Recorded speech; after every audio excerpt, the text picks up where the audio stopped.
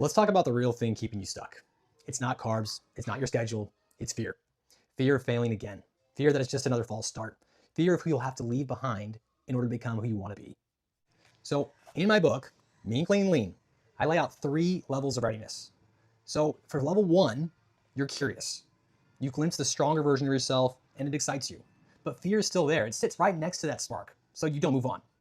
With level 2, you're fed up. The pain of staying the same finally outweighs the fear of changing. So you're ready to act, but you're still half in. You're still having the late night snack. The I'll start Monday things that people say. Progress is slow because you just haven't learned to let go. With level 3, you're finally committed. Everything shifts. You start seeing sacrifice not as loss, but as something that you need to do. It is the proof.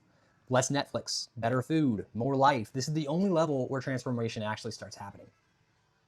So how do you get to level 3? You don't out-muscle fear with willpower. You out-dream it. You build a vision so vivid, so audacious that the fear shrinks next to it. I call this audacious supercharged fantasies.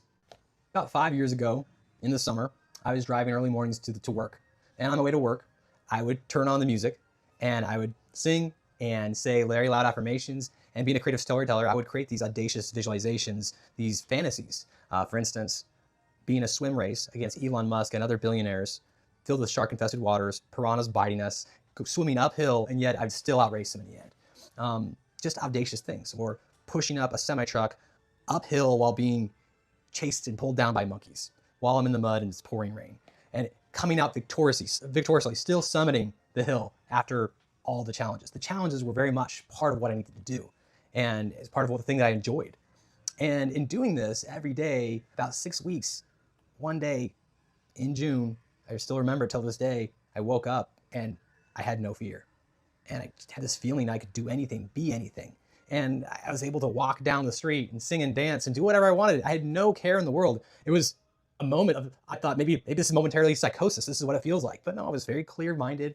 And over the next 2 months, I was able to get immense number of things done in that period of time. And I remember more confidence in my life than any other point in time. And I'd somehow figured out how to create this moment where I had incredible levels of confidence and I was ready for anything. Now, it doesn't last, and I wasn't keeping it up, and I still haven't kept it up, but it was a tool that where you deeply fantasize and you can get yourself supercharged to do really anything. So I call them audacious supercharged fantasies. I have a book about it. Please check it out, but that is really what it all comes to. So dream audaciously, the fear gets small, and start your vision at Man vs. Health. We have some really cool documents and templates to help you get started.